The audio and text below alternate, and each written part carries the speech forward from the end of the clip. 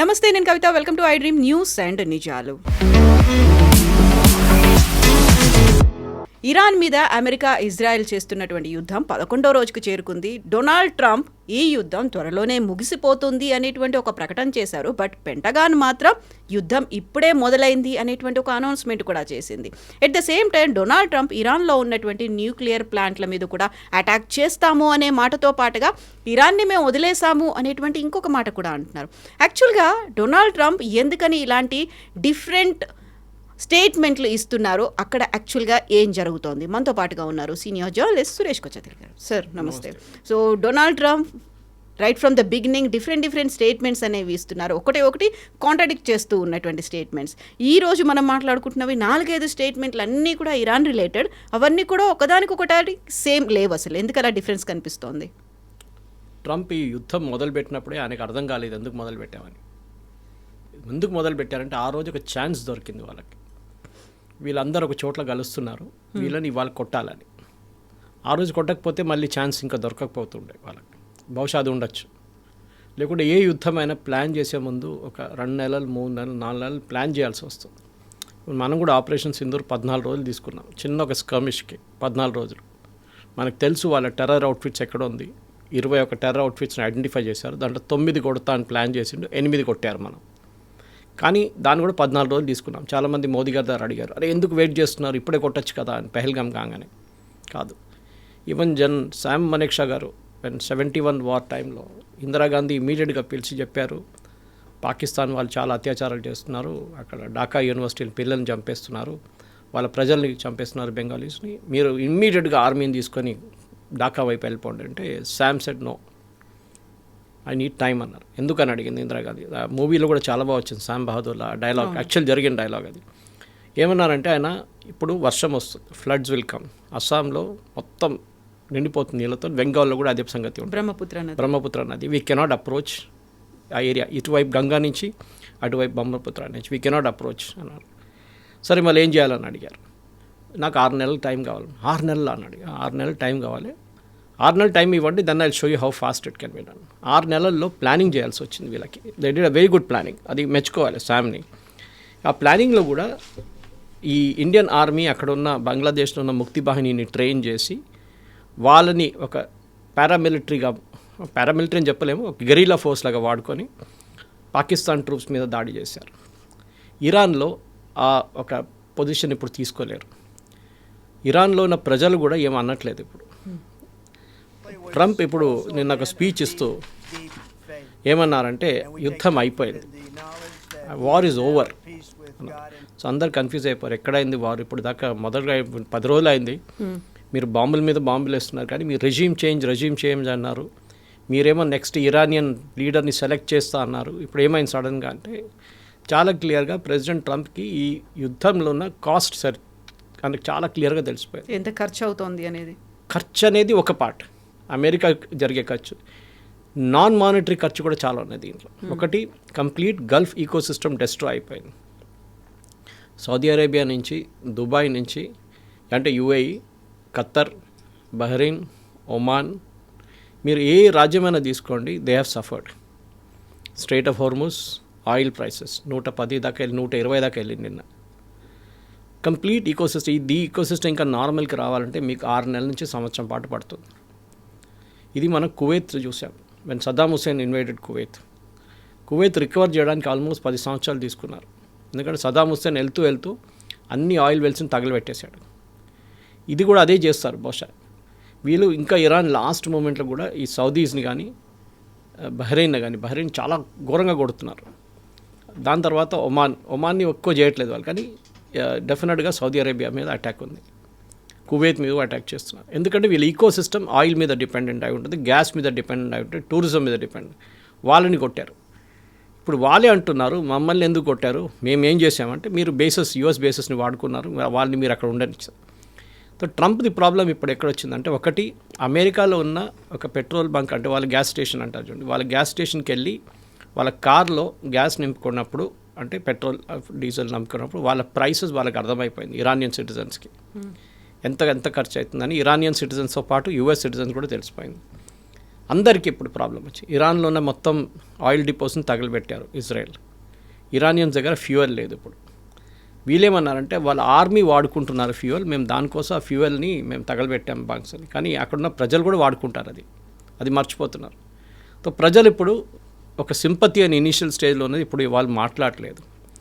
దాంతోపాటు కరెక్ట్గా నిన్న కొత్త సుప్రీం లీడర్ని ఎన్నుకొని ఆయన పేరు చెప్పిన తర్వాత మీరు చూసుంటారు కొన్ని వాళ్ళ ఆజాద్ చౌక్లో అక్కడ వాళ్ళ మెయిన్ థరోఫేస్లో అంతా నిన్న సెలబ్రేషన్ ఉండే. అది కావాలని చేశారో ప్లాన్ చేశారో మనకు తెలియదు, కానీ anyway it is shows a support, measure of support ఒకటి కనిపిస్తుంది. ప్రెసిడెంట్ ట్రంప్కి ఏంటంటే అక్కడ వాళ్ళ దేశంలో అడుగుతున్నారు, మీరు ఈ వార్తో మీకు ఏమొచ్చింది చెప్పండి. సరే మీరు ఇరాన్ది న్యూక్లియర్ అంబిషన్స్ని ఆపారు, ఫినిష్ చేయలేదు. నెక్స్ట్ వాళ్ళ మిసైల్ కెపబిలిటీని కొట్టారు, వాళ్ళ డ్రోన్ కెపబిలిటీ కొట్టారు, కరెక్ట్. కానీ వాళ్ళ పక్కన ఉన్న నేబర్స్ని మొత్తం ధ్వంసం చేశారు కంప్లీట్గా. ఖతార్ ఆపేశారు ప్రొడక్షన్, సౌదీ అరేబియా వాళ్ళ ప్రొడక్షన్ 2 ప్లాంట్లోనే తక్కువ చేశారు. ఆయిల్ ప్రైసెస్ 120కి వెళ్ళింది. లోకంలో ప్రతి దేశం ఇంపాక్ట్ ఉంది. పాకిస్తాన్లో స్కూళ్ళు బంద్ చేసేసారు. శ్రీలంకలో చాలా మటుకు పెట్రోల్ బంక్స్ అన్ని క్లోజ్ చేసేసారు. అంటే మన దగ్గర జరగట్లేదు. మనం we should thank our government for it. ఎందుకంటే మనం ఎంత మోదీ గారిని తిట్టున్నా కానీ ఈ కాంగ్రెస్ వాళ్ళు అట్లీస్ట్ ప్లానింగ్ ఉండే, మనకు తెలుసు ఇది జరుగుతుంది అనేది. మన స్ట్రాటజిక్ ఆయిల్ రిజర్వ్స్ కానీ రష్యా దగ్గర నుంచి తీసుకున్న ఆయిల్ కానీ ట్రంప్ చెప్పిన తర్వాత కూడా మనం ఫిబ్రవరిలో రష్యా దగ్గర నుంచి రికార్డ్ ఆయిల్ కొనుక్కున్నాం మనం. అప్పుడు 25% తీసేశారని చెప్పగానే మళ్ళీ మనం కొనడం మొదలుపెట్టాం రష్యా దగ్గర నుంచి. సో మనకి ఇప్పుడు situation is pretty safe except for ఎల్పీజీలో ఒక రెస్ట్రిక్షన్ పెట్టారు గవర్నమెంట్. 25 రోజుల తర్వాతే మీ నెక్స్ట్ సిలిండర్ బుక్ చేసుకోవచ్చు. ఇప్పుడు దాకా 20 రోజులు ఉంటాయి గ్యాప్. అంటే ఇప్పుడు ఆర్డర్ చేసిన తర్వాత ఇమీడియట్గా నెక్స్ట్ ఇది హోర్డింగ్ చేస్తున్నారు కొంతమంది, ఇంట్లో 2-3 సిలిండర్లు పెట్టుకుంటారని గ్యాప్ ఇచ్చారు.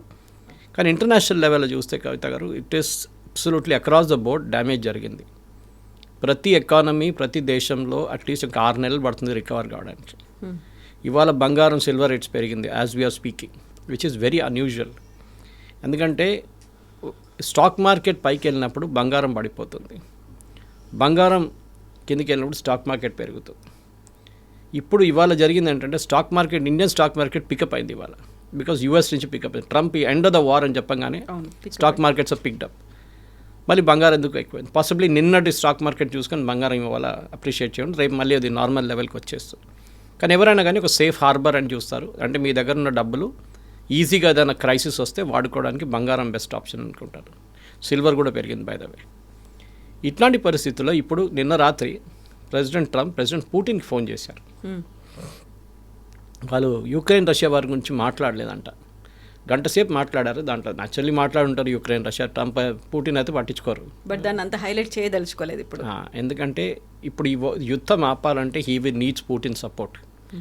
పుటిన్ చెప్తే ఇరాన్ బహుశా వింటారు, కానీ దానికి ట్రంప్ కూడా మూవ్స్ తీసుకోవాల్సింది. దానికోసం నిన్న సాయంత్రం హీ అనౌన్స్ దట్ మేము యుద్ధానికి ఎండింగ్కి వచ్చేస్తాం. కానీ ఇజ్రాయెల్ ఇప్పుడు దాకా దాని గురించి ఒక్క మాట చెప్పలేదు. ఇజ్రాయెల్ ఏం చేస్తారు ఇప్పుడు? ఇజ్రాయెల్కి అక్కడ ఆల్రెడీ హమాస్తోనే ఉన్న గొడవ ఉంది, అది పక్కన ఇప్పుడు పెట్టారు. లెబనాన్లో చాలా సీరియస్ ఫైట్ నడుస్తుంది. ఇజ్రాయెల్ ఫోకస్ అంతా ఇప్పుడు లెబనాన్ మీద ఉంది. అప్పుడప్పుడు వచ్చి ఇరాన్ని కొట్టేసి వెళ్ళిపోతున్నారు, వారంలో ఒకసారి ఒక అటెండెన్స్ ఇచ్చేట్లాగా అన్నమాట. ఇప్పుడున్న దాంట్లో యూఎస్ ఏమంటున్నారంటే మాకు ఎయిర్ సుపీరియారిటీ వచ్చేసింది. కరెక్ట్, ఇరాన్లో ఉన్న ఎయిర్ డిఫెన్స్ మొత్తం కొట్టిపడేశారు. మోస్ట్లీ చైనీస్ మేడ్ ఉంటుంది, అదన్నీ రాడార్స్ అదన్నీ అయిపోయింది. ఇప్పుడు they having a free run on other anti aircraft guns కూడా లేదు ఇరాన్ దగ్గర ఇప్పుడు. కానీ ఇప్పుడు వాళ్ళ ఐఆర్జీసీ టోటల్ కమాండ్కి వచ్చేసారు కంప్లీట్గా. వాళ్ళ ఇనిషియల్ స్టేజ్లో వాళ్ళ కమాండర్స్ పోయిన తర్వాత, ఇన్ఫ్యాక్ట్ ఎస్టర్డే ఒక అమెరికన్ ఛానల్లో ఒక 4-star రిటైర్డ్ జనరల్ చెప్తున్నారు ఇదే పాలసీ లెబనాన్లో ఫాలో చేశారు. లెబనాన్లో అక్కడ నస్రుల్లాని చంపినప్పుడు టాప్ లీడర్షిప్ మొత్తం వైపౌట్ అయిపోయింది. దీన్ని స్లైసింగ్ అండ్ డైసింగ్ అంటారు. ఫస్ట్ లెవెల్ పోగానే నెక్స్ట్ లెవెల్ టేక్ ఓవర్ చేసుకున్నారు. నెక్స్ట్ లెవెల్ని మళ్ళీ కొట్టారు ఇజ్రాయెల్, మళ్ళీ నెక్స్ట్ లెవెల్ పికప్ చేసుకున్నారు. అంటే వాళ్ళ దగ్గర డెప్త్ ఉంది, కమాండ్లో డెప్త్ ఉందన్నమాట. సో ఇది కూడా ఇరాన్లో జరుగుతుంది ఇప్పుడు. మన అందరూ అడుగుతున్నారు ఎవరు దాడి చేస్తున్నారు కువైత్ మీద, ఎవరు దాడి చేస్తున్నారు సౌదీ మీద, ఎవరు దాడి చేస్తున్నారు ఖత్తర్ మీద, అంటే వాళ్ళ దగ్గర ఒక కమాండ్ ఉంది ఇప్పుడు కూడా. అదే మనకి ఆపరేషన్ ట్రిగ్గర్ అనేది ఒకటి చెప్తున్నారు. స్లీపర్ సెల్స్ని డిఫరెంట్ ప్లేసెస్లో యాక్టివేట్ చేశారు, వాళ్ళకు ఒక కోడ్ అనేది వెళ్ళింది అనేది జరుగుతుంది. అమెరికాకి భయం ఏంటంటే స్లీపర్ సెల్స్ ఇరాన్లో కాదు, వాళ్ళ దగ్గర ఏమైనా స్లీపర్ సెల్స్ ఉంటుందా అని భయం. నిన్న మమ్దాని ఇంటి మీద ఒక దాడి జరిగింది, న్యూయార్క్ మేయర్ మీద. ఓకే, అది ఐసిస్ అటాక్ అంటున్నారు. అంటే ఐసిస్ ఇప్పుడు యూఎస్లో ఉన్నారా? అది అంటే న్యూయార్క్ పోలీస్ కమిషనర్ ఇచ్చిన స్టేట్మెంట్. సో ఇట్స్ నాట్ ఏదో రోడ్డు మీద వెళ్తున్న మనిషి చెప్పలేదు ఐసిస్ అని. ఐసిస్ ఇన్స్పైర్డ్ స్టైల్ అంటున్నారు. సో ఆబ్వియస్లీ యూఎస్లో ఏదైనా జరగవచ్చు. యూఎస్కి అదొకటి భయం ఉంది. సో వాళ్ళు ఫస్ట్ ప్రయారిటీ ఇప్పుడు కవిత గారు ఏం చూస్తున్నారంటే యుద్ధం ఎందుకు మొదలైంది? యుద్ధం యురేనియం మీద మొదలైంది. ఖమేనీ కాదు. Khamenei was only a by product of it. అంటే అక్కడున్న రెజీమ్ని కొట్టాలనుకున్న లక్కీగా వాళ్ళకి ఆ రోజు దొరికింది, సాటర్డే రోజు పొద్దున్న. దానికోసం ఇమీడియట్గా డిసైడ్ చేశారు. సో మండే రోజు కొట్టాలి ఉండే, కానీ మండే రోజు అదే టైంలో మోదీ గారు అక్కడ ఉన్నారు. మండే, ట్యూస్డే, వెనస్డే మోదీ గారు వచ్చిన 2 రోజుల తర్వాతే జరిగింది. అఫ్కోర్స్ మోదీ గారు ఉంటే కూడా బాంబ్ చేస్తే మోదీ గారు ఇమీడియట్ రిటర్న్ అయిపోతారు. That diplomatically that would have been sorted out. ఇప్పుడు వాళ్ళ దగ్గర వహీదీ అని చెప్పి వాళ్ళ ఐఆర్జీసీ కమాండర్ టేక్ ఓవర్ చేసుకున్నారు. ఆయన కుద్స్ ఫోర్స్ అని చెప్పి వాళ్ళ ఒక స్పెషలైజ్డ్ యూనిట్ ఉంది, దాన్ని హెడ్ చేస్తున్నారు. He's back in command. ఆయన చనిపోలేదు ఈ అటాక్లో. సో ఆయన వన్ ఆఫ్ ద మిగిలిపోయిన వాళ్ళనమాట. ఆయన ఫార్మర్ డిఫెన్స్ మినిస్టర్ కూడా ఉండే. సో ఆయన ఇప్పుడు కమాండ్లో ఉన్నారు. బహుశా ఆయన ఇప్పుడు ఇజ్రాయెల్ టార్గెట్ చేస్తారో చెప్పలేం. కానీ ఈ స్లైసింగ్ అండ్ డైసింగ్ ఆఫ్ హైరార్కీలో ఇప్పుడు కొత్త కమాండ్స్ వచ్చాను ఇరాన్లో. సో దానికోసం వాళ్ళు అటాక్స్ని తట్టుకుంటున్నారు. ఇప్పుడు ఎంతమంది డిస్ట్రాయ్ చేసినా కానీ వాళ్ళు మళ్ళీ కొడతారు. ఫస్ట్ డే 180 మిసైళ్ళు కొట్టారు ఫస్ట్ డే. సెకండ్ డే అది 120కి తగ్గింది. మూడో రోజు అది 75 అయింది, మళ్ళీ 50 అయింది. నిన్న 25 మిసైల్స్ కొట్టారు. డ్రోన్స్ పక్కన పెడదాం మనం. డ్రోన్స్ వాళ్ళ దగ్గర కచ్చరాలాగా డ్రోన్స్ ఉన్నాయి, వాళ్ళు కొడుతూనే వెళ్తున్నారు డ్రోన్స్ అనమాట. కానీ యూఎస్కి ప్రాబ్లం ఎక్కడ వచ్చిందంటే వాళ్ళకు ఒక సెక్యూరిటీ స్ట్రాటజీ లేదు. ఇన్ఫ్యాక్ట్ వాళ్ళ దగ్గర ఒక క్రూషియల్ పోస్ట్ వేకెంట్గా ఉంది, నేషనల్ సెక్యూరిటీ అడ్వైజర్. మన దగ్గర అజిత్ దోవల్ గారు ఉన్నట్లు. దట్ పోస్ట్ ట్రంప్ ఎప్పుడు ఫిలప్ చేయలేదు ఇప్పుడు దాకా. ఎందుకో ఆయన ఫస్ట్ టర్మ్లో ఉండే కానీ సెకండ్ టర్మ్లో లేదు ఇప్పుడు ఈసారి. దానికి ఎందుకంటే ఆయనకు చెప్పిన మాట, ఆయన మాటనే అందరు వినాలని ఉంది. So maybe the national security adviser దీనికి I think John Bolton somebody was there before. ఇప్పుడు ఆ పోస్ట్ ఎవరు లేరు ఇప్పుడు. ఆ పరిస్థితుల్లోనే ఇప్పుడు జనరల్ కేన్ మొన్న chief of staff US army బ్రీఫింగ్లో పీట్ హెస్కే తన బ్రీఫింగ్లో ఏం చెప్పారంటే ఇరాన్ని మేము కంట్రోల్, వాళ్ళ ability to have control outside Iran అది మేము తగ్గిస్తున్నాము. అంటే హెజ్బుల్లా, హమాస్, హూతీలు ఇవాళ పొద్దున కూడా సౌదీ అరేబియాతో మాట్లాడుతున్నారు. హూతీలు సౌదీ అరేబియాకి ఎప్పుడు పడదు. Saudi the only country, Arab country హూతీల మీద దాడి చేసినారు డైరెక్ట్గా. ఇప్పుడు వాళ్ళు యమన్లో ఉన్నారు, వాళ్ళకి స్పెషలైజ్ ఫోర్స్ యమన్లో ఉంది. అక్కడున్న గవర్నమెంట్ని సపోర్ట్ చేస్తుంది సౌదీ అరేబియా. ఇప్పుడు హూతీలు మాట్లాడుతున్నారు. ఇప్పుడు హూతీలు ఏమంటున్నారంటే మాకు ఇరాన్ నుంచి ఇంకా డబ్బులు రావు, మేము బతకాలి, మీరు డబ్బులు ఇస్తే మేము క్వైట్గా కూర్చుంటాం ఇక్కడ యమన్లో, మిమ్మల్ని ఏం చేయము, షిప్స్ని ఏం చేయము, మాకు డబ్బులు కావాలి, మాకు ఆయుధాలు దొరకకపోతే కూడా ప్రాబ్లం లేదు, మేము బతకాలి మేము. సో వాళ్ళకి సౌదీ అరేబియా వాళ్ళతో మాట్లాడుతున్నారు అనమాట. సో దాంతోపాటు యుఎస్ ఆర్మీ ఏమంటున్నా అంటే వీ హ్యావ్ నౌ ప్రివెంటెడ్, మిగతా చోట్ల అటాక్ చేయకుండా ఉండడానికి ప్రివెంట్ చేస్తున్నాం. కానీ జరగట్లేదు. మనం చూస్తున్నాం అప్పుడప్పుడు ఒక 2 మిసైళ్ళు పడుతున్నాయి, 10 డ్రోన్లు వెళ్ళి పడుతుంది. నిన్న రాత్రి కూడా చాలా మటుకు అటాక్స్ జరిగాయి. అంటే ఇరాన్ దగ్గర ఇప్పుడు కూడా ఫైర్ పవర్ ఉందన్నమాట. అది కాకుండా ప్రెసిడెంట్ ట్రంప్కి ఇప్పుడు ఇరానియన్ లీడర్షిప్ మీద కూడా ఒక ప్రాబ్లం వచ్చింది.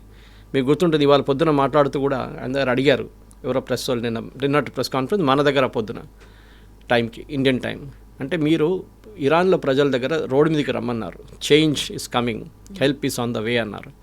కానీ ఇప్పుడు మీరు ఇరానియన్ ప్రజల దగ్గర ఏం చెప్పట్లేదు, మీరేమో విత్డ్రా చేసుకుంటున్నారు. ప్రజల సంగతి ఏమవుతుంది? మీరే చెప్పారు వాళ్ళ ప్రజలు ప్రొటెస్ట్ చేయాలి అది ఇది అన్నారు. ఇప్పుడు వాళ్ళ కొత్త లీడర్షిప్ వచ్చేసింది, వాళ్ళు ఏదో జరగలేదు, అసలు ఏం జరగలేనట్టు మాట్లాడుతున్నారు వాళ్ళు. మీరేమో యుద్ధం అయిపోయింది, నేను విత్డ్రా చేసుకుంటా అంటున్నారు. What are the strategy behind? మీరు ఎందుకు వెళ్ళారు అంటే యురేనియం. ఇప్పుడు ఈ యురేనియంకి ఏంటి ఏం చేయబోతున్నారు, అదొకటి మెయిన్ టార్గెట్ అనమాట. దీన్ని ఏమంటున్నారంటే యురేనియం కొన్ని చోట్ల పెట్టుకున్నారు వీళ్ళు. ఒకటి ఇస్ఫహాన్, అక్కడ యూనివర్సిటీ ఉంది పెద్దది ఒకటి, దగ్గరే న్యూక్లియర్ ఫెసిలిటీ ఒకటి ఉంది. అక్కడ ఆల్మోస్ట్ 200 కిలోగ్రాముల ఎన్రిచ్డ్ యురేనియం ఉంది అంటున్నారు. అది మన పొట్లాల గట్టు అక్కడ పెట్టరు వాళ్ళు. It is a highly secure thing deep inside mountains. దానికోసం వీళ్ళు లాస్ట్ టైం కొట్టినప్పుడు కూడా B-2 బాంబర్స్లో డ్యామేజ్ జరగలేదు, దానికి అక్కడ దాకా వెళ్ళలేకపోయారు. సెకండ్ ఏంటంటే దానికి వెంటిలేషన్ షాఫ్ట్ లేదు. వెంటిలేషన్ మీరు కొండ కింద వెళ్ళినప్పుడు న్యాచురల్ వెంటిలేషన్ షాఫ్ట్ కావాలి మీకు, ఫ్రెష్ ఎయిర్.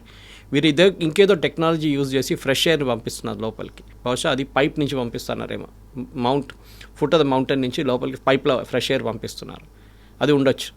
సో ఇప్పుడు జరిగిన దాడిలో కూడా ఈసారి కూడా అది డిస్ట్రాయ్ కాలేదు. అంటే లాస్ట్ ఇయర్ జూన్లో జరిగిన దాడిలో ఇట్ వాజ్ నాట్ డిస్ట్రాయిడ్, కానీ అక్కడ ఉంది. ప్రెజెంట్ ప్యూరిటీ ఏమంటున్నారంటే ఈ 60% దాకా ప్యూరిటీ ఉంది దానికి, ఆ యురేనియంకి అంటున్నారు. దాన్ని బయటికి ఎట్లా తీయాలి, ఇది ఒక పెద్ద ప్రశ్న ఇప్పుడు ప్రెసిడెంట్ ట్రంప్కి అండ్ ఆల్సో నెటన్యాహు. ఒక స్పెషలైజ్ ఫోర్స్ని యూఎస్ తయారు చేస్తున్నారు దీనికని చెప్తున్నారు. So I made my notes on that basis అనమాట ఇవాళ పొద్దున. ఎట్లా తీస్తారు, అక్కడి నుంచి ఆ యురేనియం బయటకు ఎట్లా తీయాలని చెప్పి ఒక స్ట్రాటజీ వీళ్ళు డెవలప్ చేస్తున్నారన్నమాట. ఒకవేళ తీయకపోతే వాటిని మేము పేల్చేస్తాము అనేటువంటి ఒక మాట కూడా ట్రంప్ అంటున్నారు. చేయలేరు అంత ఈజీగా. యురేనియం అనేది పేల్చేస్తే మళ్ళీ నెక్స్ట్ ఒక 10,000 సంవత్సరాల దాకా అక్కడ ఎవరు ఉండలేరు ఇరాన్లో. It is not easy. Hiroshima Nagasaki మనం చూసాం. We saw the Fukushima nuclear reactor disaster. Chernobyl మనం చూసాం.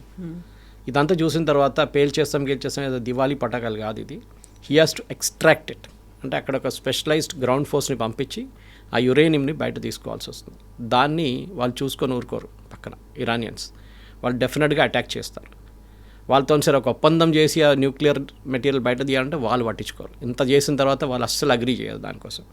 సో ఈ ఇస్ఫహాన్ న్యూక్లియర్ ఫెసిలిటీలో ఉన్న దాన్ని స్పెషలైజ్ ఫోర్స్ యూజ్ చేసి 200 కిలోలు ఉన్న హైలీ ఎన్రిచ్డ్ యురేనియం బయట తీయాలి.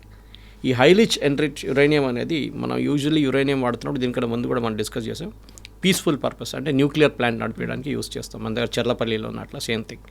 కానీ ఇది ఇప్పుడు 60% ప్యూరిటీకి వచ్చేసింది. న్యూక్లియర్ బాంబ్ తయారు చేయొచ్చు అంటే తయారు చేయొచ్చు, కానీ అంత బాగుండదు. It's not a great nuclear bomb. Perfection ఉండదు. 90%కి వచ్చేస్తే పర్ఫెక్షన్ వచ్చేస్తుంది. దానికి ఇంకొక 3-4 నెలలు దూరం ఉన్నారు ఇరాన్ ఇప్పుడు. సో ఈ టైంలో ఆ న్యూక్లియర్ మెటీరియల్ని బయటికి తీసుకురావాలంటే ఒక పెద్ద ఛాలెంజ్ ఉండబోతుంది. నా దగ్గర ఉన్న నోట్స్ ప్రకారం వీళ్ళు ఇస్ఫహాన్లో ఉన్న టనల్స్లో ఇది లోడ్ చేసి పెట్టారు. అక్కడి నుంచి బయటికి తీయడానికి అమెరికా ఒక స్పెషల్ ఫోర్స్ని పంపించాల్సి వస్తుంది. ఆ స్పెషల్ ఫోర్స్ మనం వెనిజువేలాలో చూసాం. దానికన్నా ముందు ఒసామా బిన్ లాడెన్ని చంపినప్పుడు చూసాం. యూఎస్ నేవీ సీల్స్ని వాడారు. అట్లాంటి ఒక స్పెషలైజ్ ఫోర్స్ని తీసుకొని వీళ్ళు అప్రోచ్ చేయాల్సి వస్తుందన్నమాట. సో ఏరియల్ బొంబార్డ్మెంట్ ఒకటే చేసి మీరు ఆ న్యూక్లియర్ ఫెసిలిటీని మొత్తం ధ్వంసం చేయలేరు. మ్యాక్సిమం మీరు కొన్ని రోజులు దాని ఎంట్రన్స్లో కొట్టచ్చు. అది కూడా వాళ్ళు క్లియర్ చేసుకున్నారంట. లాస్ట్ 6 నెలల్లో ఫస్ట్ బాంబింగ్లో జూన్లో జరిగిన బాంబింగ్లో చాలా మటుకు వాళ్ళు బుల్డోజర్లు జేసీబీలు యూజ్ చేసి మొత్తం క్లియర్ చేసేసారంట. ఇప్పుడు వాళ్ళు అప్రోచ్ అవుతున్నారు. మళ్ళీ ఆ పర్టికులర్ స్పాట్కి అప్రోచ్ అయ్యారని చెప్పిన తర్వాతనే ఈ కొత్త వార్ మొదలైందన్నమాట. ఇప్పుడు దాంట్లో ఎలీట్ యూనిట్స్ యూఎస్ మిలిటరీ నుంచి యూజ్ చేయాల్సి వస్తుంది. వాళ్ళ జాయింట్ స్పెషల్ ఆపరేషన్స్ కమాండ్ అని ఉంది. ఇజ్రాయేలీ కమాండో ఫోర్స్తోని కలిసి వీళ్ళు ఇన్ఫిల్ట్రేట్ చేసి టనల్స్ లోపలికి వెళ్ళి secure and then destroy the uranium అంటారు. ఆ డెస్ట్రాయ్ అనే వర్డ్ నాకు చాలా డిస్టర్బింగ్ ఉందంటే uranium can never be destroyed. It will be big disaster. Not just అక్కడ వెళ్ళి డిస్ట్రాయ్ చేస్తున్న వాళ్ళు కూడా కాదు, మిగతా చుట్టుపక్కల ఉన్న ఒక 100-200 కిలోమీటర్ 300 కిలోమీటర్ దాకా ఎవరు ఉండలేరు దాని తర్వాత. ఆ పరిస్థితిలో ఉంటుంది. Or that entire mountain will collapse. Okay, అది కూడా జరగవచ్చు ఆ బ్లాస్ట్లో. బికాజ్ మనం పోఖ్రాన్లో చూసాం. మనం ఎట్లా హౌ డు వి బ్లాస్ట్ అనమాట. అండర్ గ్రౌండ్కి వెళ్ళి ఎంతో లోతుకి వెళ్ళి 2-3 కిలోమీటర్ లోపుకి వెళ్ళి అక్కడ మనం యురేనియం పెట్టి we blasted to test the potency of it అనమాట. ఇదంతా ఈజీ కాదు. దీన్ని చేయాలంటే చాలా మటుకు వీ నీడ్ స్పెషలైజ్డ్ ట్రూప్స్. దీనికి ఆ సరౌండింగ్ ఏరియాలో ఉన్న మనుషులు సపోర్ట్ చేయాల్సి వస్తుంది. లాజిస్టిక్స్ కావాల్సి వస్తుంది. అంటే మీకు చినూక్ హెలికాప్టర్స్ కానీ మిగతా ఎయిర్క్రాఫ్ట్ కానీ B-2 బాంబర్స్ పైనుంచి తిరుగుతుంటుంది. దాంతోపాటు F-35 కూడా ఉంటుంది. ఇది అన్నీ చేయాల్సి వస్తుంది, అన్నీ తీసుకురావాల్సి వస్తుంది అనమాట. కానీ ఇప్పుడున్న పరిస్థితుల్లో possibly this is not possible.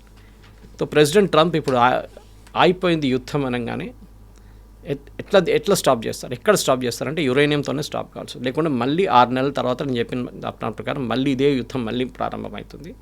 మళ్ళీ ఎన్రిచ్ చేస్తున్నారు అని చెప్పేసి. ఎందుకంటే ఇప్పుడు ఒకసారి వాళ్ళకి ఒక గ్రీన్ సిగ్నల్ దొరికింది అనుకోండి ఇరాన్కి. అంటే ఇంత చేసిన తర్వాత కూడా అమెరికా మా మీద ఏం చేయలేకపోయారు అనగానే వాళ్ళకి ఒక ఫ్రెష్ ఎనర్జీ వస్తుంది. చవన్ప్రాష్ తినట్టు ఉంటుంది అనమాట వాళ్ళకి. సో దీనికి వాళ్ళకి ఒక స్పెషలైజ్ టీమ్ ఉన్నారు అమెరికాలో. చేయలేదని కాదు, అది చేశారు దీనికన్నా ముందు కూడా. కానీ అది ఇంత పెద్ద కెపాసిటీలో చేయలేదు. న్యూక్లియర్ డిజాస్టర్ ఇక్కడ జరిగినప్పుడు they have use certain units. దాన్ని రేడియలాజికల్ మెటీరియల్స్ హ్యాండిల్ చేస్తే రెండర్ సేఫ్ యూనిట్స్ అని చెప్పి ఒక యూనిట్ ఉంది యూఎస్ ఆర్మీలో. వాళ్ళ పని ఇది న్యూక్లియర్ అసెట్స్ని సెక్యూర్ చేయడం అనేది. వాళ్ళకు స్పెషలైజ్ డ్రెస్సెస్ ఉంటుంది, వాళ్ళ స్పెషల్ కమాండ్ వాళ్ళ దగ్గర ఉంది, వాళ్ళు ఆపరేట్ చేస్తారు. అందరు వెళ్ళి మీరు ఒక నార్మల్ జవాన్ని సోల్జర్ని తీసుకెళ్ళి న్యూక్లియర్ మెటీరియల్ హ్యాండిల్ చేయమంటే వాళ్ళకి తెలియదు. They cannot even make out అనమాట. సో దానికోసం ఉన్న ఈ టీం రెడీగా ఉన్నారు. వాళ్ళు న్యూట్రలైజ్ చేసి ఆ ఫెసిలిటీని either they make it unusable, అంటే దాన్ని మొత్తం ఎంట్రన్స్ని డెమాలిష్ చేసేస్తే లోపల మళ్ళీ ఒక 100 కిలోమీటర్ వద్ద ఒక ఆల్మోస్ట్ 200 మీటర్లు 300 మీటర్లు కంప్లీట్ బ్లాక్ చేసేసి డెమాలిష్ చేస్తే దాని లోపలికి ఎవరు వెళ్ళలేరు. ఆ పరిస్థితి కూడా తీసుకురావచ్చు కావాలంటే, అది కూడా చేయొచ్చు. ఇంకొంటే Tier 1లో దీంట్లో స్పెషల్ ఆపరేషన్స్ యూనిట్ ఉంటుంది, ఎక్స్ప్లోజివ్ డివైజెస్ ఉంటాయి, టీం ఉంటారు, డిస్పోజబుల్ పర్సనల్ ఉంటారు. అది కాకుండా అవుటర్ సెక్యూరిటీ మెయింటైన్ చేయడానికి. ఇదన్నీ నడుస్తున్నప్పుడు బయట నుంచి వచ్చి ఎవరైనా వాళ్ళ మీద దాడి చేయకూడదు. ఇరాన్ మళ్ళీ ఒక మిసైల్ ఫైర్ చేస్తే, డ్రోన్లు ఫైర్ చేస్తే లోపల ఉన్న వాళ్ళ ప్రాబ్లం అయిపోతుంది. ఇదంతా నెక్స్ట్ 1 వీక్లో జరుగుతుంది, లేకుంటే ఫినిష్డ్, యుద్ధం అయిపోయినట్లని, వితౌట్ ఎనీ ఎండ్ రిజల్ట్. దీనికి ఒక 75th రేంజర్ రెజిమెంట్ అని ఒకటి ఉంది, 82nd airborne division and including M130J and M47 Chinook helicopter మన దగ్గర ఉంది. ఇండియన్ ఎయిర్ ఫోర్స్లో చినూక్ హెలికాప్టర్, దానికి 2 రోటోస్ ఉంటుంది. కానీ ఈ ప్రాబ్లమ్ ఈజ్ ఈ M30 అనేది MCJ-30J అనే ఎయిర్క్రాఫ్ట్ అది సైప్రస్లో ఉంది ఇప్పుడు. అది సైప్రస్ నుంచి ఎక్కడైనా దగ్గరకు తీసుకురావాల్సి వస్తుంది. Either it might be at Qatar air force base or Saudi air force బేస్లో తీసుకురావాల్సి వస్తుంది యూఎస్ దగ్గర నుంచి అటాక్ చేయడానికి అనమాట. లాజిస్టిక్స్ ప్లానింగ్ చాలా ఎక్స్పెన్సివ్గా ఉండబోతుంది. This is a huge operation చేయాలంటే. చేయకుంటే ఈ యుద్ధాన్ని ట్రంప్ ఏదో ఓడిపోయినట్లనే ఉంటుంది. ఎందుకంటే ఎండ్ రిజల్ట్ ఆబ్జెక్టివ్ ఎప్పుడు మీరు అచీవ్ చేయలేదు. అది మెయిన్. గొప్పగా గట్టిగా చెప్పుకోవడానికి ఉండాలి కదా ఒక రిజల్ట్ అనేది. ఎందుకంటే ఇప్పుడు ఈ జరిగిన దానికి కవిత గారు యుద్ధం మనం ముందు కూడా మాట్లాడుకున్నాం, యుద్ధం మొదలు చేయడానికి చాలా ఈజీగా ఉంటుంది, కానీ దాన్ని ఆపడం అనేది చాలా టఫ్. ఎక్కడ స్టాప్ చేయాలని మీకు ఒక క్లారిటీ ఉండాలి. అది ట్రంప్కి క్లారిటీ లేదు. ఎవరో అన్నారు, this is a war in search of a strategy, not a strategy in search of a war అని. ఓకే, అది అయిపోయిందన్నమాట. స్ట్రాటజీ లేకుండా మొదలుపెట్టారు యుద్ధం. ఆ రోజు లక్కీగా సాటర్డే రోజు పొద్దున్న వీళ్ళందరూ అసెంబ్లీ అవుతున్నారు, మళ్ళీ వెళ్ళి కొడదామని చెప్పి ప్లాన్ చేసుకుంటారు. దాని తర్వాత ఉన్న కాన్సిక్వెన్సెస్ వీళ్ళు ప్లాన్ చేయలేదు. వీళ్ళేమనుకున్నారు, వాళ్ళ లీడర్షిప్ని కొట్టంగానే మొత్తం ఇరానియన్ రెజిమ్ మొత్తం పడిపోతుందని, కొలాప్స్ అవుతుంది. కాలేదు. వాళ్ళు అటాక్ ఆ డే నుంచే మొదలుపెట్టారు. వీళ్ళేమనుకున్నారంటే 4 రోజుల తర్వాత వీళ్ళు అటాక్ చేస్తారు, అది కూడా యుఎస్ ఎయిర్ ఫోర్స్ బేస్ మీద అటాక్ చేస్తారు. వాళ్ళు ఎప్పుడు వాళ్ళ కళ్ళలో కూడా కనలేదు దట్ వాళ్ళ నైబర్స్ని అటాక్ చేస్తారు, వాళ్ళ ఎకనామిక్ అసెట్స్ని కొడతారు. దుబాయ్ ఎయిర్పోర్ట్ కానీ, కువైత్ ఎయిర్పోర్ట్ కానీ, సౌదీ ఆయిల్ ఫీల్డ్స్ కానీ, ఖతార్ గ్యాస్ ఫీల్డ్స్ కానీ వీళ్ళు కొడతారని ఎప్పుడు ఆలోచించలేదు వీళ్ళు యుఎస్. అది జరిగింది. నష్టాల్లో ఇజ్రాయెల్ కూడా చాలా నష్టాలు జరిగినాయి. యుఎస్ ఎయిర్ ఫోర్స్ బేస్ కువైట్లో 6 మంది వాళ్ళ సోల్జర్స్ చనిపోయారు. అప్పుడు యుఎస్ సోల్జర్స్ చనిపోయారు. ఇప్పుడు ఇంకా 2 పోయారు. ఇప్పుడు 8 మంది టోటల్. ఇంకా ఎక్కువ అయితే 20-30 మంది అయితే డెఫినెట్గా Trump next mid term elections 100% ఓడిపోతారు. ఇప్పుడే చాలా దారుణ పరిస్థితులు. ఎందుకంటే నేను చెప్పాను చూడండి, యుఎస్ కస్టమర్స్ అడుగుతున్నారు, మేము బంక్కి వెళ్తున్నాం, మీరేదో $3 కన్నా తక్కువ పెడతా అన్నారు, $2.95 అన్నారు. ఇప్పుడు చూడండి ఎక్కడికి వచ్చింది, $4 చేరుకుంటుంది. We don't want this war. యూఎస్లో కూడా ఒక పుష్ బ్యాక్ వచ్చేస్తుంది దీని వ్యతిరేకంగా. కానీ ట్రంప్ ఇంత దూరం వెళ్ళిన తర్వాత మళ్ళీ తిరిగి రావాలంటే he has to show some result. ఆ రిజల్ట్ ఇప్పుడు నేను మాట్లాడినాను. ఎందుకని ఇంట్రెస్టింగ్లీ పెంటగాన్ ఇంకా యుద్ధం కంటిన్యూ అవుతుంది, ఇప్పుడే మొదలైంది యుద్ధం అనేటువంటి ఒక స్టేట్మెంట్ అక్కడ నుంచి వచ్చింది. Cross purposes. ఎందుకంటే పీట్ హెస్గెత్ ఉన్నారు చూడండి, he's a department of war అని పేరు మార్చుకున్నప్పుడే మీకు తెలిసిపోతుంది. డిపార్ట్మెంట్ ఆఫ్ డిఫెన్స్ కాదు, డిపార్ట్మెంట్ ఆఫ్ వార్. ఎన్ని సంవత్సరాలు యూఎస్లో ఆ డిపార్ట్మెంట్ పేరు పెంటగాన్లో డిపార్ట్మెంట్ ఆఫ్ డిఫెన్స్ అని ఉండే. మనది కూడా డిఫెన్స్ మినిస్ట్రీ అంటాం మన దగ్గర, రక్షా మంత్రి అంటాం మనం డిఫెన్స్ మినిస్టర్ని, రక్షా. కానీ ఇప్పుడు ఈయనేమో వార్ అంటే హీఈస్ గోయింగ్ ఫార్ ఇట్ అనమాట. వీళ్ళు పీస్ కోసం కాదు, వీళ్ళు వార్ కోసమే ఉన్నారు అన్నమాట తెలిసిపోయింది చాలా క్లియర్గా. ఆ ఒక ర్యాంబో యాటిట్యూడ్ ఉంది చూడండి, మొత్తం లోకమంతా నేను క్లియరప్ చేస్తాను, టాప్ గన్ లాగా నేనే ఉన్నాను, అంత అమెరికన్ వార్ మిషనరీని దాంట్లో చూపిస్తారు ఒక యాటిట్యూడ్ లాగా. అది పోయింది ఇప్పుడు. I think America first time ఒక చిన్న రాజ్యమైన ఇరాన్తోని వాళ్ళకి అర్థమైపోయింది దట్ దే కెనాట్ ఫైట్. ఒక యూనిలాటరల్ అన్ప్లాన్డ్ వార్ వెళ్ళారు. అన్ప్లాన్డ్ వార్లో ఇజ్రాయెల్కి ఏం కావాలో వాళ్ళు అచీవ్ చేసుకున్నారు, which is basically decapacitating the Iranian leadership. కానీ అమెరికాకి ఏమైనా వచ్చిందంటే అమెరికాకి ఈ యుద్ధం నుంచి ఏం రాలేదు, నో బెనిఫిట్ అట్ ఆల్ అనమాట. కాకపోతే యునైటెడ్ అరబ్ ఎమిరేట్స్ అధ్యక్షుడు ఒక మాట చెప్తున్నారు, ఈ యుద్ధం ఆపాలి అంటే మోదీ ఒక్క ఫోన్ కాల్ చేస్తే చాలు, ఇరాన్తో పాటుగా ఇజ్రాయెల్ దేశ అధ్యక్షులు యాక్సెప్ట్ చేస్తారు, వాళ్ళకి మోదీతో మంచి సంబంధాలు ఉన్నాయి, సో ఒక ఎండ్ కార్డ్ పడాలి అంటే Modi has to do a call. Modi గారు లిమిటేషన్స్ కూడా మోదీ గారికి తెలుసు చాలా క్లియర్గా. నెటన్యాహు ఫిలాసఫీ ఏంటంటే అది మన ఫిలాసఫీ కూడా అంతే, దట్ టెర్రరిజం అనేది we will not accept it, అది చాలా క్లియర్. ఇరాన్ ఒక్కరే యాజ్ అ నేషన్ ఉంటే వాళ్ళు యురేనియం డెవలప్ చేసుకుంటారు, ఏం డెవలప్ చేసుకున్నా కానీ ఇజ్రాయెల్కి ఇంత టెన్షన్ లేకపోతుండే. ప్రాబ్లమ్ వాజ్ పక్కనున్న హెజ్బుల్లాని ఫండ్ చేయడం, ఇటువైపు ఉన్న హమాస్ని ఫండ్ చేయడం, అక్కడున్న హూతీకి ఫండ్ చేయడం, వాళ్ళకి ఆయుధం ఇవ్వడం అనేది ఒక పెద్ద ఇష్యూ అయిపోయింది. అక్కడే ఇజ్రాయెల్కి ఇష్యూ ఉండే. ఇప్పుడు మోదీ ఫోన్ చేస్తే కూడా ఏమంటారు, ఓకే ఐ విల్ ట్రై అంటారు. కానీ వాళ్ళ ప్రజలు అక్కడున్న వాళ్ళ ఎస్పెషలీ రైట్ వింగ్, వాళ్ళ దగ్గర కోయిలేషన్ గవర్నమెంట్ ఉంది అక్కడ. It is not Netanyahu own majority లేదు అక్కడ. ఇజ్రాయెల్ ఎప్పుడు ఉండదు, ఎప్పుడు కోయిలేషన్ గవర్నమెంట్ ఉంటుంది. దాంట్లో right wing ultra hard core right wing party ఉన్నారు. వాళ్ళు సపోర్ట్ విత్డ్రా చేస్తే రేపు నెటన్యాహు గవర్నమెంట్ ఉండదు. వాళ్ళకేంటంటే ఫినిష్ ఇరాన్ కంప్లీట్లీ. ఇరాన్ అని కాదు, వాళ్ళకి ప్రతి గాజా కానివ్వండి, ఈవెన్ వెస్ట్ బ్యాంక్లో వాళ్ళు అంటున్నారు, ఇటు లెబనాన్లో వాళ్ళు ఏమంటున్నారు, కంప్లీట్ మేము అసలు అంగీకరించాము ఏ దేశంని. So Netanyahu is more like a left wing ఇప్పుడు యాక్చువల్లీ చూస్తే. సెంటర్లో ఉన్నారు, సెంటర్ ఆఫ్ ద రైట్ అని చెప్పొచ్చు, కానీ వీళ్ళేమో ఎక్స్ట్రీమ్ రైట్ వింగ్ ఉన్నారు. ఈ పరిస్థితిలో మోదీ గారు ఫోన్ చేసినా ఫోన్ చేయకపోయినా కానీ నెటన్యాహు విల్ టేక్, ఆయనకు ఎండ్ రిజల్ట్ కావాల్సింది ఏంటంటే ఇరాన్లో ఈ రెజీమ్ ఉండకూడదు. కానీ అది ఇప్పుడు జరగట్లేదు. అది యాక్చువల్లీ యూఎస్ మీద ఉండే ఆ పని. కొత్త రెజీమ్ని తీసుకురావడం అనేది రెస్పాన్సిబిలిటీ యూఎస్ మీద ఉండే, కానీ యూఎస్ అది అచీవ్ చేయలేకపోయారు. ట్రంప్ అది ఒక గేమ్. ట్రంప్కి అసలు కన్ఫ్యూజ్డ్ ఉన్నారు. మీరు చెప్పాను చూడండి స్టార్టింగ్లోనే, ఒకరోజు ఒక మాట అంటారు, నెక్స్ట్ ఇంకో మాట అంటారు, మూడో రోజు ఇంకోటి అంటారు. రెజీమ్ చేంజ్ అన్నారు, Iranian people have to come to the street అన్నారు. దానికన్నా 6 గంటల ముందు అన్నారు మీ స్ట్రీట్ మీద రాకండి, మిమ్మల్ని మేము ఫైరింగ్ చేస్తున్నాం, మీ మీద వచ్చి పడుతుందేమో అని చెప్పేసి. ఇప్పుడు ఇరానియన్ ప్రజలు కూడా అర్థం చేసుకున్నారు, మాకు అమెరికా నుంచి సపోర్ట్ ఏం రాదు. మేము 1500 మందిని కోల్పోయాం. రోడ్డు మీద వెళ్ళి ప్రొటెస్ట్ చేసిన వాళ్ళని చంపేశారు వీళ్ళు. బజీజ్ ఫోర్సెస్ ఉన్నారు, వాళ్ళు ఈ మిలిషియా గ్యాంగ్, వాళ్ళు రోడ్ల మీద తిరుగుతున్నారు, బైక్ల మీద తిరుగుతారు. వాళ్ళు ఎవరిని కనిచిన రోడ్డు మీద కనిపించినా బుర్కా లేకుండా వాళ్ళు చంపేస్తారు. ఒక మహిళ తెలియని ఒక మగని తన రోడ్డు మీదకి వెళ్తే వాళ్ళని చంపేస్తారు. ఇదంతా అక్కడ జరుగుతుంది ఇరాన్లో. ఇది ఎంత ప్రాబ్లం ఎక్కడ వచ్చిందంటే ట్రంప్కి ఒక ప్లాన్ లేకుండా యుద్ధంలో దిగారు. ఇప్పుడు అందరూ అంటున్నారు, అమెరికాలో ఉన్న రిటైర్డ్ 4-స్టార్ జనరల్స్, పెంటగన్లో ఉన్న ముందు అడ్వైజర్స్, ప్రెసిడెంట్ ట్రంప్కి ఫస్ట్ టర్మ్లో ఉన్న అడ్వైజర్స్ అందరూ ఇదే అంటున్నారు, he went to the war without a plan. Israel went to the war with a plan. అది డిఫరెన్స్ అన్నమాట. ఇజ్రాయెల్ చాలా క్లియర్, మాకు రెజీమ్ హెడ్ని కొట్టాం, నస్రుల్లాని కొట్టాం, ఈ ఖమేని కొట్టాం, అయిపోయింది మాది, we have achieved our objective. Next level దిగొస్తారో వాళ్ళు బిహేవ్ చేయకపోతే వాళ్ళని కూడా మేము కొడతాం. బట్ యూఎస్కి దీంట్లో ఏముందనేది ఎవరికి అర్థం కావట్లేదు. యూఎస్కి ఏంటంటే మెయిన్ ప్రాబ్లం వీళ్ళది న్యూక్లియర్ ప్రాబ్లం. ఆ న్యూక్లియర్ ప్రాబ్లం నేను మీకు డీటెయిల్గా ఇప్పుడు ఎక్స్ప్లెయిన్ చేశాను. అది అక్కడి నుంచి తీయాలంటే చాలా కష్టం. ఐఈఏఈ కూడా అంటే ఇంటర్నేషనల్ అటామిక్ ఎనర్జీ ఏజెన్సీ కూడా చెప్తున్నారు 60% ప్యూరిటీ ఉంది ఇప్పుడు వాళ్ళ దగ్గర. ఇప్పుడు యూఎస్ ఆ యురేనియన్ని తీసి ఏం చేద్దాం అనుకుంటుంది? తీసుకుంది వెళ్ళిపోవచ్చు, that is not a problem. తీసుకొని సేఫ్గా ఎక్కడైనా పెట్టుకోవచ్చు, ఐఏఈకి హ్యాండ్ ఓవర్ చేయొచ్చు, or they can keep it in their nuclear facilities. Okay, తీయడానికి ప్రాబ్లం కవిత గారు. ఇది రెడీమేడ్గా ఎవరు అక్కడ ఒక డబ్బాలో పెట్టుకుంటే ప్రాబ్లం లేదు. This has to be very carefully extracted. అంటే ఎంత జింజర్లీ హ్యాండిల్ చేయాలంటే ఇది ఎక్కడో ఒక చిన్న మైన్యూట్ డ్రాప్ పడితే చాలు గ్రౌండ్ మీద అయిపోయింది. దెన్ ఎవరెవరు పక్కన ఉన్నారు 10 కిలోమీటర్లు 20 కిలోమీటర్లు అందరు ఎక్స్పోజర్ అయిపోతారు దానికి. సో యురేనియం అనేది హైలీ రేడియో యాక్టివ్, అది కూడా 60% ప్యూరిటీ ఉన్నది. It's extremely dangerous to handle. Okay, ఆ కెపాసిటీ ఉన్న చాలా తక్కువ ఆర్గనైజేషన్స్ ఉన్నారు హూ కెన్ హ్యాండిల్ ఇట్. ఇప్పుడు మనం కూడా వీ కెన్ ప్రౌడ్లీ సే మన భారత్ దగ్గర ఉన్న బాబా అటామిక్ రీసెర్చ్ సెంటర్ కానీ, ఈవెన్ చర్లపల్లిలో ఉన్న న్యూక్లియర్ ఫ్యూయల్ కాంప్లెక్స్ కానీ వాళ్ళు చాలా బాగా హ్యాండిల్ చేస్తారు దీన్ని. చాలా క్రిటికల్ రిసోర్స్ ఇది. ఇప్పుడు మన కెనడా నుంచి చేస్తున్నాడు, కెనడియన్ ప్రధానమంత్రితో కూడా మనం ఒక ఒప్పందం చేసుకున్నాం యురేనియం కోసం. మన దగ్గర యురేనియం ఎక్కువ లేదు ఇండియాలో, బయట నుంచి తెప్పించుకో, other from Australia or from Canada. ఇప్పుడు రేపు ఇది ఎవరికి ఇస్తారనేది ఉంటుంది. 200 కిలోలు దొరికింది అనుకోండి, మీరు అడిగిన ప్రశ్న కరెక్టే, తీసుకెళ్ళి యూఎస్లో పెట్టుకుంటారు. ఎందుకంటే వాళ్ళు అంటారు మళ్ళీ ఇరాన్కి ఇంకెవరికైనా ఇస్తే వాళ్ళు వాడుకుంటారని భయం ఉంటుంది. ఇది ఎవరికి ఇవ్వకూడదు, స్పెషల్లీ వెస్ట్ ఏషియాలో ఎవరికి ఇవ్వకూడదు.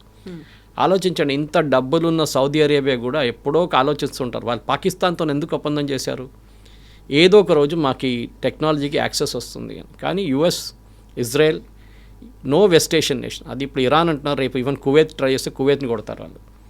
ఎవరు యాక్సెప్ట్ చేయకూడదు, ఎవరు యాక్సెస్ చేయకూడదు. పాకిస్తాన్ కూడా actually sitting at the border now చాలా మటుకు. ఇజ్రాయెల్కి అన్నిటికంటే పెద్ద భయం ఏంటంటే పాకిస్తాన్ దగ్గర ఉన్న న్యూక్లియర్ టెక్నాలజీ వాళ్ళు ఎవరికైనా అమ్ముకుంటారా అనే భయం ఉంది. వాళ్ళ దగ్గర డబ్బులు లేవు ఇప్పుడు ఈ టెక్నాలజీని. కానీ అంత ఈజీ కాదు. ఏదో ఒక ఫర్ ఎగ్జాంపుల్ కార్ తయారు చేసే టెక్నాలజీ లేకుంటే ఒక ఇస్రోలో రాకెట్ తయారు చేసే టెక్నాలజీ కాదు ఇది. Even bartering system it is just not possible. So దాన్ని అఫ్కోర్స్ అమెరికా చూసుకుంటున్నారు. పాకిస్తాన్ దగ్గర న్యూక్లియర్ అసెట్స్, దాన్ని నేను చెప్పాను చూడండి, దీనికన్నా తాళం వేసి వాళ్ళ కీస్ వాళ్ళ దగ్గర ఉంది, అమెరికా దగ్గర ఉంది. ఇరాన్ దగ్గర ఉన్న ఈ యురేనియంని ఎక్స్ట్రాక్ట్ చేయడం అనేది ఈ యుద్ధం మొత్తం కంప్లీట్గా ఎండ్ కావాలంటే అది ఎండ్ సొల్యూషన్. అది జరగకపోతే ప్రెసిడెంట్ ట్రంప్ నేను గెలిచాను అంటారు. We have already won the war అని చెప్పారు. స్టామర్దర్ చెప్పారు నాకు న్యూక్లియర్ మీ ఏం చేస్తే ఎయిర్ ఫోర్స్ హెల్ప్ అక్కర్లేదు, మీ aircraft carrier we already won the war అన్నారు. అర్థం కావట్లేదు ఈ వన్ ద వార్ ఎక్కడి నుంచి వచ్చింది, ఎందుకంటే ఎక్కడ గెలిచారు, what is your end objective? Regime change జరిగిందా? జరగలేదు. ఒక లీడర్ని చంపారు కరెక్ట్, కానీ ఆయన ఇంకో దీన్ని తీసుకొచ్చారు. 80 సంవత్సరాలు ఉన్న ముసలాయిని తీసుకొచ్చి 50 సంవత్సరాల యంగ్స్టర్స్ని తీసుకొచ్చి కూర్చోబెట్టారు మీరు. రేపు ఆయన చంపితే ఇంకో 40 సంవత్సరాలు ఉన్న ఇంకోటి వచ్చి కూర్చుంటాడు. వాళ్ళు ఇంకా హార్డ్ కోర్, వాళ్ళ నాన్నగారు కొంచెం డీసెంట్ ఉందంటున్నారు వీళ్ళు ఇప్పుడు ఈయనైతే ఇంకా హార్డ్ కోర్ మనిషి, నెక్స్ట్ వచ్చే మనిషి పాసిబుల్ ఇంకా చాలా ఇంకా దారుణం అయిపోతే ఏం చేస్తారు రేపు? Where is the end game? మళ్ళీ ఇంకా 6 నెలల తర్వాత మళ్ళీ ఇంకో యుద్ధం స్టార్ట్ చేస్తారా మీరు? వెస్ట్ ఏషియా ఎకానమీ ఏమవుతుంది? దుబాయ్ టూరిజం చూడండి, కుక్కల్ని పిల్లిలన్నా రోడ్ మీద విడిచేసి వెళ్ళిపోయారంట, అందరూ పారిపోయారంట దుబాయ్ నుంచి చాలామంది. మనకు తెలియదు, this is the news being given out side.